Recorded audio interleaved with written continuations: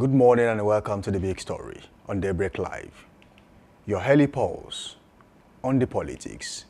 I welcome you once again, and this is The Big Story, where we scratch beyond the surface and bring you interesting facts you need to know. We go politics, we talk about things that really matter to average Nigerians. Samson Balogun is my name. I have with me in the studio this morning someone of great importance. Today, our focus is on the crack in the APC, in the All Progressives Congress, Nigeria's political powerhouse, now wrestling with the width of its own success. From leadership rifts to internal factionalism, from zoning disputes to bitter succession battles, we ask, can the APC survive the storms within its own camp? This is APC, power, struggles, and political survivor. All right. The APC came to power in 2015 on the promise of unity, reform, and change.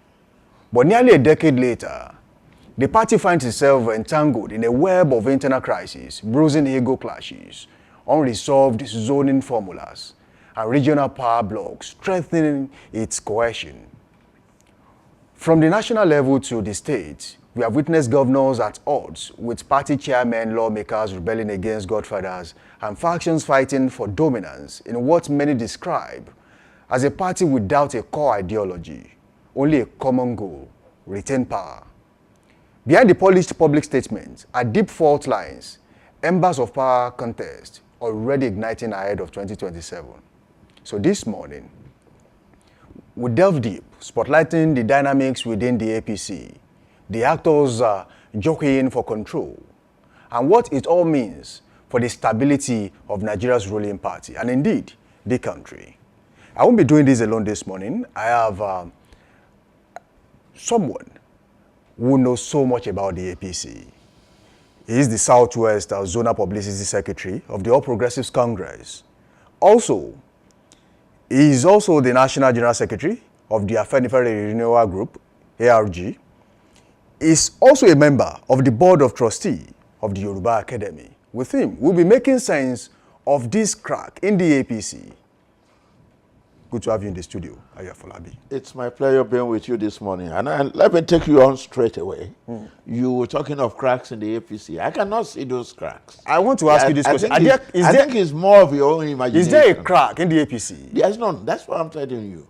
But members of the political party are leaving the party. Don't forget. Rauf Aregbesola has left the party. Rotimi Amechi has left the party. Okay. They are forming the ADC ahead of the next election. Is your party scared? So, how can we be scared? We are a very solid party that has relied on its own strength, because to the generality of the party members, there is what you call in human relations. There's what you call when you have societies or groups. There's what you do if you belong to that group.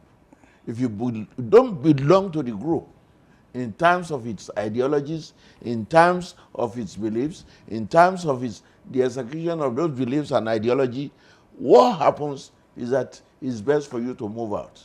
And so it's better to move out if they are not part of what the generality of the members of that group believe in. And that is exactly what is happening. The best thing is to have a cohesive organization where those who have the same focus for that organization to achieve its aim and objectives. Rauf Aregbesola, what has he taken out of the APC? I don't see it. And you'll be surprised at the next governorship election in Osun State, where it will be shown. But without his support in Osun in the last election, the APC lost. That is not correct. You people, so what happened? What happened? What is the percentage of that loss? That's one.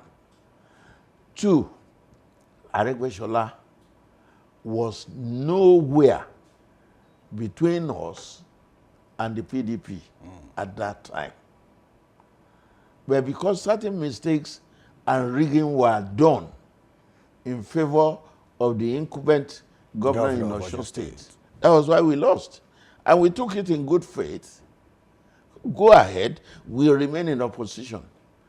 And go and find out today in Osun State we are in opposition, and people are massing into that opposition in Osun State. You have out of 3 senators, 2 have come into APC. Out of 9 House of Rep members, 6 have come to APC. The numbers of those from the House of Assembly is growing on a daily basis. So why don't you wait and see? And that is apart from people you can regard as the political leaders. Alhaji Shuaibu Oyedokun from Odoti. And Alhaji Shuaibu Oyedokun is a national, a member of the national organization of those who backed PDP. They are all in APC now. So what is happening? No. How can when you are in government and people are moving from your party into the opposition? Some say the negotiation between the current governor of Osun State and the APC is that he wins and returns as governor, but of course he delivers the vote for the president ahead of the next election. Is that true? He tried to do that, but the APC said, no, you cannot do that. If you want to come in, you come in as an individual right from your ward. And when you get into our own end, and you are interested in any particular position, you fight for it like any other member of the party. Of course, he doesn't want to do that. He wanted to be conferred from outside to become the governor of APC in Osun State. And in any case, we are not used to his dancing styles in the APC. So you are one of those who believe he's a dancing senator? I haven't said that. He's a dancing governor. I haven't said that. You have said that. I'm asking. But what I'm saying is, we are not part of the dancing styles. So the APC does not want a dancing governor? We didn't say that. We are saying we are not part of his dancing styles because we don't just dance without any reason. If we must dance, we must have a joyful reason to be able to show that this is who we are, this is what we are rejoicing about. Now, before I go back to... Not at the sound of anything drum, you start dancing. No, we are not part of that. Before I go back to the main discussion, yes, an overview, a quick overview of Governor Ademola Adeleke's performance so far as governor of Osun State. Yes. What would you say about that? There's nothing to show for it. On a scale of 1 to 10. 1 is poor, 10 is great. I'll give him 2. 2? Yes. He has performed woefully. Woefully. That's a bold claim. Yes. He has performed very woefully. A governor who cannot come to address the citizens of the state. He's been paying salaries. Salaries. So salary is the main thing for which he became governor. Is that what you're saying? There are so many things to do. There was a governor that paid half salary, but he's been paying salaries in Osun State. Well, how did he come to be paying those salaries? Not for Asiwaju Bola Ahmed Tinubu scraping the fuel subsidy, which increased the revenue that goes to the government.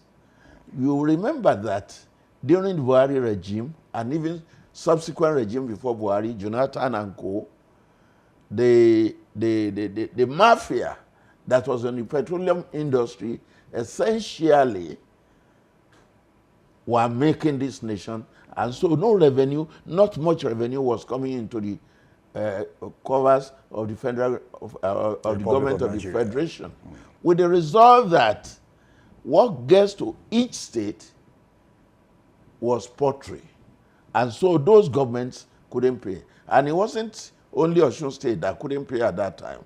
There were some other states. Now, tell me which state is not being able to pay his salary now. Is what the generality can do that you can do? You have nothing special to show for your people in terms of education, in terms of health, in terms of infrastructure, in terms of development. Human development. You have nothing to show for it. The youths are many roaming the streets of Osun State. And he has no human development indices that he could parade before the people. Now, going back to the topic of discourse, Would you say the merger that formed the APC in 2013 was more of an alliance of convenience than a coalition of ideology? If we can have people like Rotimi Amechi leaving the party now just because they feel they are no longer part of the system. Yeah, you see, with Rotimi Amechi, and some of those people you are referring Nasir to, El-Rufai too. and El-Rufai, ambition is the driving force. And if ambition is your driving force, and you have any vacancy, it's only one person that could stay on that vacancy. Everybody cannot be there. And as far as we are concerned in the APC, put the best man for the best job. We will not, because you've made a political name and because you must ever be retained in that position. Look, right from Obasanjo's period, El-Rufai had been in government. Am I right? That's true. Aha. He had been in government. Let him rest a little. Let him see the way others who are not opportune. Because it's a question of opportunity. Who are not opportune when he had been there. Let them try it. So he couldn't wait. He must be paraded every time at government positions. The same thing is true of Rauf Aregbesola. He started as a commissioner for works and infrastructure in Lagos. And then from there, he moved after leaving that position for 8 years plus. He moved to Osun State, and in Osun State, another 8 years, and he left there another 4 years as a minister. Abba. So must Asiwaju now put you again up as a minister, as if there are no other Nigerians who are capable or who are more qualified or who have what it takes to achieve better than they do. We must be careful. What are we gunning for? We want to improve the nation. Look, I'll give you an example. Bumi, the Minister of Internal Affairs, Olubunmi Tunji Ojo, for 4 years, Rauf was Minister of Internal Affairs. We knew the problem Nigerians had with their international travel passports. For less than 9 months, Olubunmi Ojo eased all the problems with the immigration international travel passport. You are witnesses to it. It takes you less than a week to get your international passport now. And I was about to come to that. Years. Last week, there was a publication that Nigerian passports has gained more strength on the international scene, now 88 in the world. Okay. Now, people started comparing Rauf Aregbesola with Olubunmi Tunji Ojo. Yes. And some claimed that he was Minister of Public Holidays when he was Minister of the Interior. Are you of the same school of thought? Of course, that was the only thing that we could record against him as under his watch. There were prison breaks in Nigeria. Yes, there were prison breaks. We all know. How many times have you had it repeating itself? Yes, you have one or two, but it has gone down drastically, and you don't hear of prison breaks again. And it's the same Ministry of Internal Affairs. So what are you talking? We should rather thank Asiwaju Bola Ahmed Tinubu for giving the chance to another young Nigerian, and that is taking care of the youths, for giving another young Nigerian the opportunity to be able to perform. Now, how would you describe President Bola Ahmed Tinubu's relationship with some or all of the APC power blocks as we speak around the country, all 36 states and the Federal Capital Territory? Power blocks. I don't know what you mean by power blocks. But if you are talking of his relationship with individuals, with centers of influence, he is approachable. He has an open door policy that you could walk in and tell him the way you feel. And you could see even some of the people, even within the FAC, Ali Ndume. He was on national television saying there are some people who blocked him from seeing the president. Is that true? That is not true. Ali Ndume has been in the Senate for how long now? Ali Ndume is a member of the FEC. He wanted to be seen and to be known to be performing. And there are ways to do it by criticizing those you think will attract attention. And that is what Ali Ndume will do. Ali Ndume, you say, is in APC. But you see Ali Ndume has never left the party. Abi? He's still in the party. He's still in the party. And he has never threatened. But you have stopped talking. What happened? I wouldn't know. I think you better ask him that. He knows where he stopped talking. But he talked barely 3 weeks ago. Not as much as he used to do. Ah. He was virtually on national TV every day, say one thing or the other about the administration, about the president. But all of a sudden, nobody has stopped him. And we haven't gone to the media house. This is a media house. Has he come here to tell you they've stopped me? No. He determines what he wants to talk. But the moment a person realizes that he's getting the negative response from his talks, he will review himself. And that is what Ali Ndume is doing now. He's reviewing his own approach, whether it has achieved any purpose at all or none. Now, let's talk about the Southwest agenda. Thank you very much. When Asiwaju Bola Ahmed Tinubu was to become president, yes, power was shifting from the north down to the south. Yes. And Asiwaju Bola Ahmed Tinubu gained prominence then. Yes. He became president. Yes. There's a scenario being pushed by the PDP. Yes. Governor Seyi Makinde of Oyo State. His posters are there. If you move right there, outside there, there's a poster, Seyi Makinde for president. Yes. Is your party scared of his popularity ahead of the next election? You can see, I chuckle at such insinuations. Seyi Makinde and Asiwaju Bola Tinubu. He's from the Southwest. He's from the Southwest. He could gain public sympathy, get votes. Oh, let's see him run the race. We welcome him. It will be a good idea if Seyi Makinde will come on the race. And then we will see who is in charge. Kaluku mo bi oko baba e de. Kaluku mo bi oko baba e de. You are comparing an ant to an elephant. Let them go on the field. Some call Asiwaju Bola Ahmed Tinubu what we call the magician, the political magician. Is that true? Well, why do they call him the political magician? It's because he has done quite a lot that people believe were not, it wouldn't have been possible for anybody to carry out.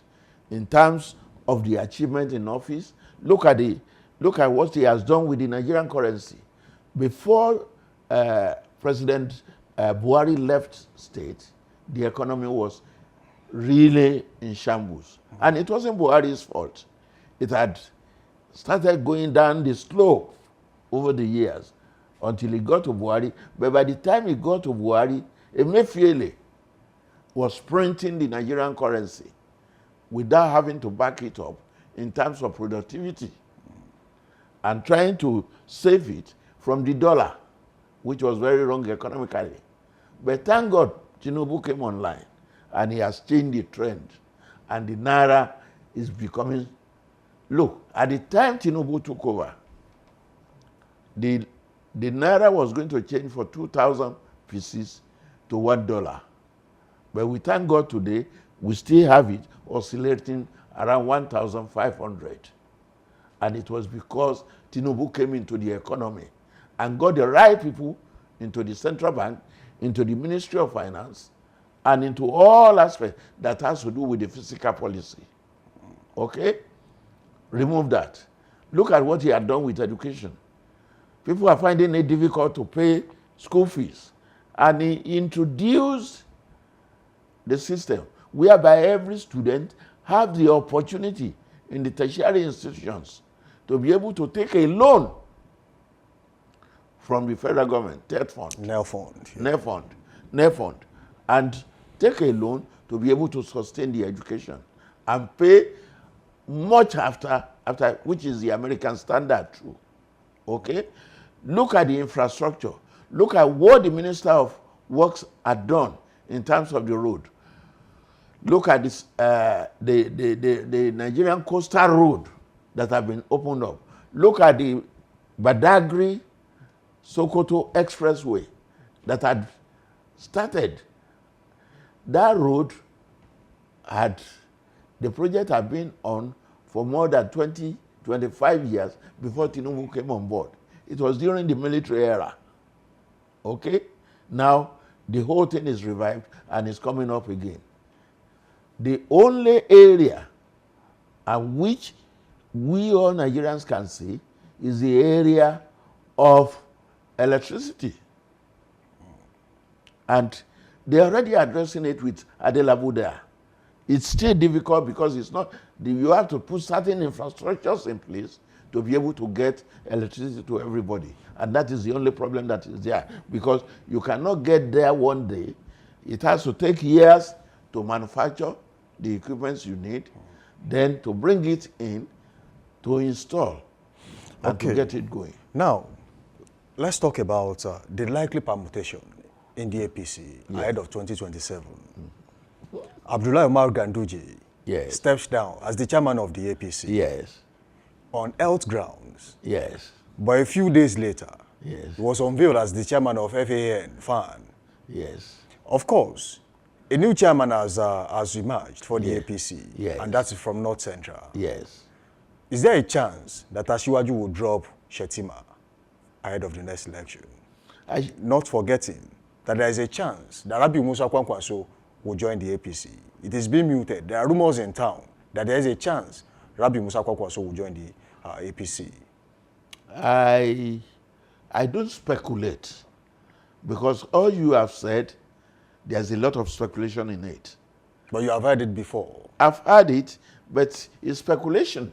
It's speculation in the sense that, one, Rabiu Kwankwaso had never been a member of the party. Less than a week ago, he was criticizing the APC and the president. I'm sure you are aware. Absolutely right. So if he was doing that, will Mr. President be able to bring somebody who cannot see the good work he is doing to be his immediate subordinate? That's number one. Number two, the president has never at any time stopped Shetima from performing his duties as the vice president. Up to yesterday, he was still the prime on television representing Nigeria in a program outside Nigeria. And it was like, hey, this is somebody standing in for Mr. President. So where does the argument come up that he was going to be changed? Okay. He has never indicated that. But in any case,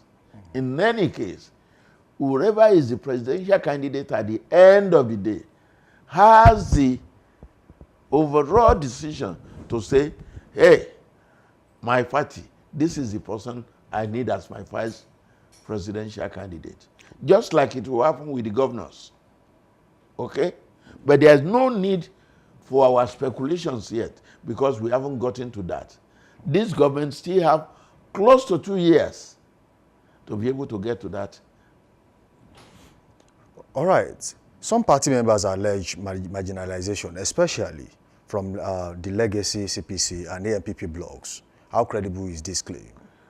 Marginalization, I don't know in terms of what, but if it's in terms of appointment and positions, the reality is you cannot put everybody within the party into positions at the same time.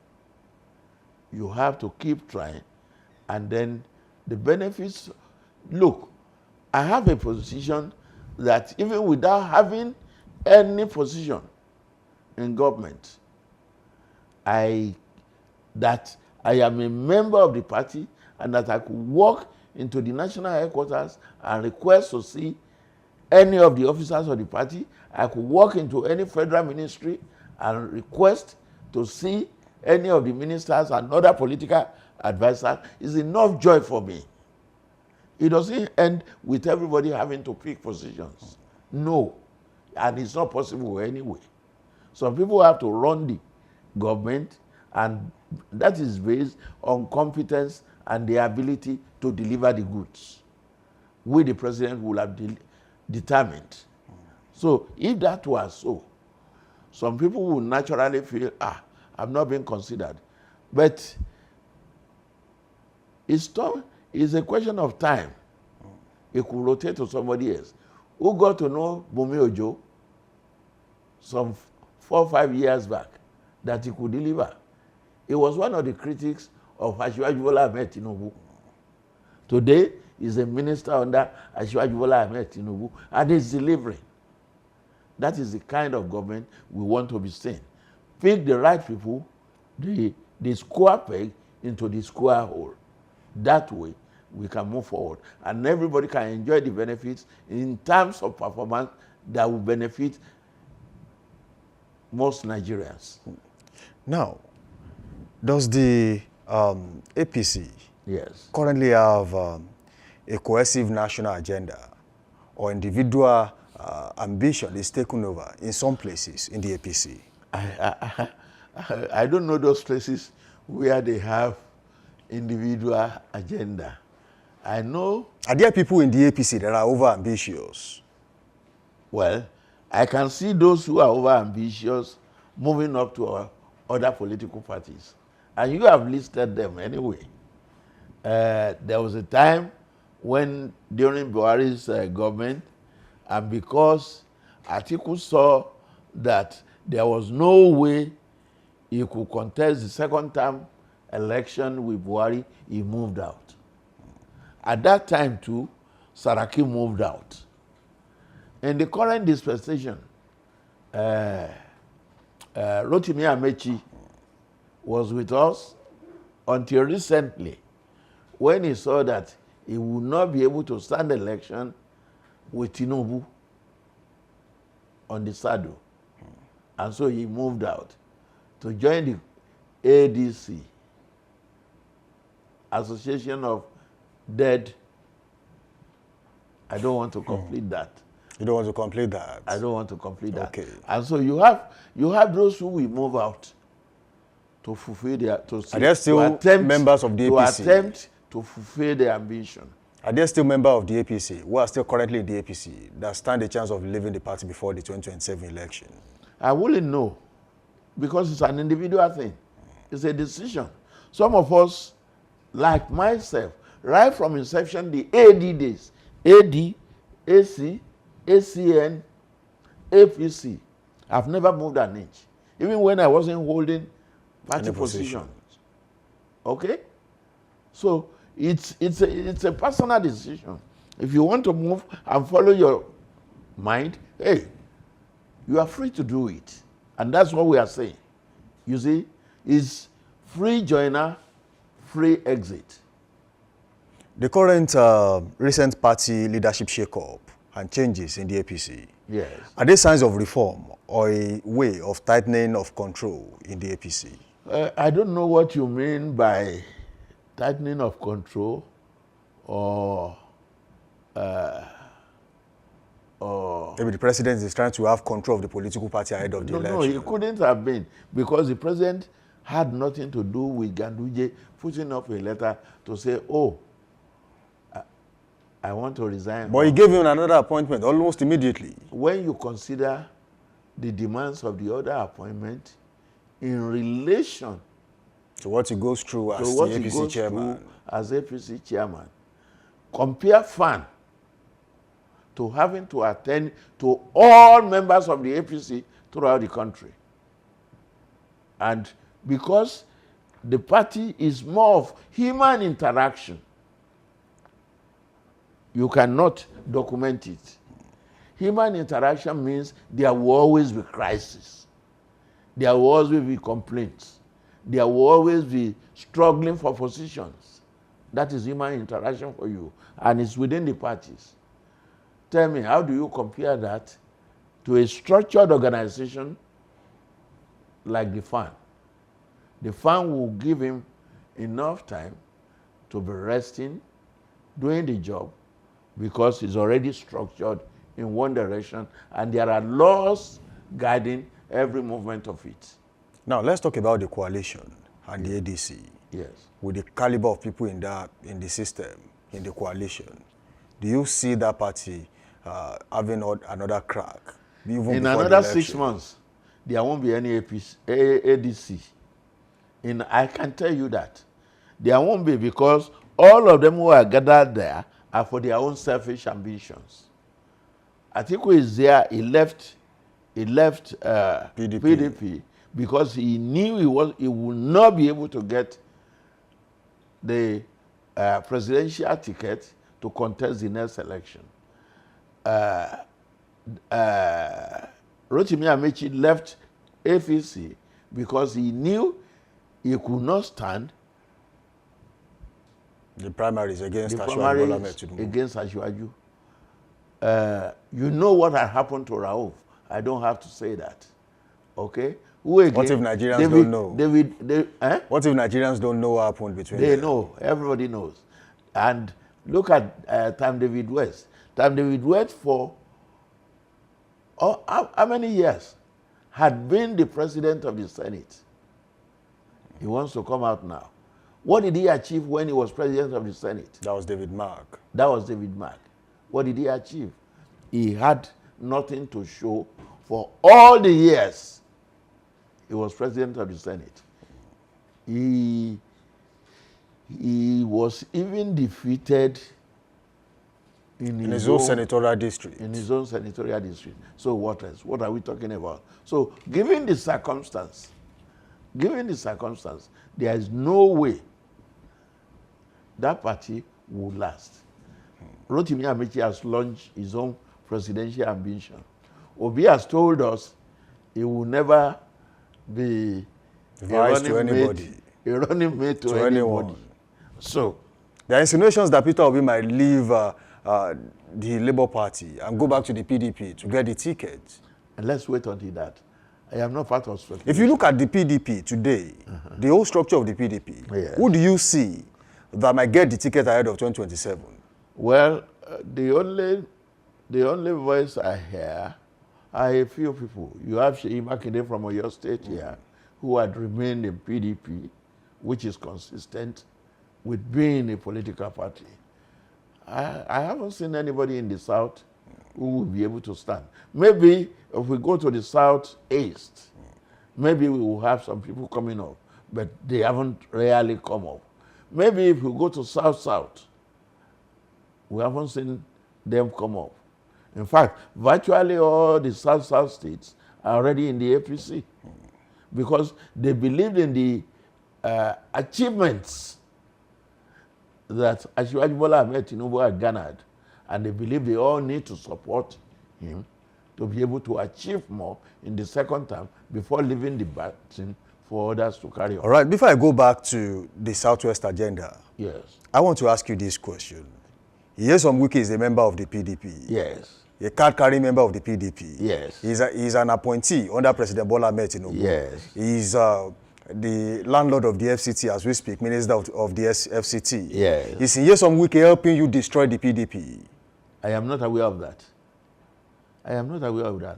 Wike, if he's destroying the PDP will have been able to take action against him. They have not been able to remove him from the party. He has been there. It is because he has been contributing positively to the development of PDP. While in the APC. He is not in the APC. Does it mean that he is not a member of the APC? Look, you are drawing an analogy between being in government and being in the party, and that is not correct.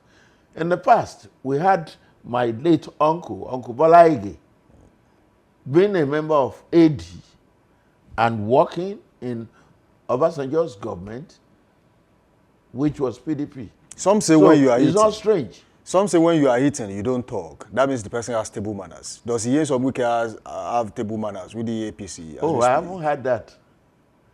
About table manners. Table manners is eating. What is he eating? I'm asking. No, he has been given an appointment with the APC. Doesn't mean he has been given a job. No. When you said he's eating, I don't know what he's eating and I don't know where he's eating. But if you now say he's eating, then you must be able to tell us and Nigerians what he is eating. But I am not aware of that. I know the president has given him an assignment and is living up to the demands of that assignment. Okay? All right. Let's go back to the Southwest agenda. Yes. Let's go back to Osun State. Yes. If Adeleke tomorrow does what your party says he should do, will he still win the election in Osun State if he's a member of the APC? Our party cannot tell Adeleke to do what. You have asked him to go and register as a member of the APC at the unit level, down to ward level. If he goes to render, then it means he will have resigned his membership of the PDP. But if he eventually does all that, will he win the election under the banner of the APC? He will look at his own popularity within the party he's joining. Is to determine that. It's not for me to say we will do it. No, there are other contestants and aspirants within the APC. With my involvement in the APC in Osun State, I know as of today, we have about 12 aspirants. So he will slug it out with them. All right, very quickly before I go, let me ask you this last question. What steps can the APC take to rebuild unity and restore confidence among its members? Part of what we are trying to do is what you're seeing playing out in terms of picking. For example, there have been a lot of cries and agitation that the position of ab initio, the position of national chairman was zoned to the North Central. To the North Central. Now it's been brought back to the North Central. And you can see the North Central people reacting joyously to that. And that is it. And so we will continue looking at where there are problems, address those problems, and get people to move together. Thank you for joining us on the show this morning. It has been a wonderful session with you. We do hope that next time we'll call you, you'll be here. I rather want to thank you for giving me the opportunity of being able to interact with you and Nigerians.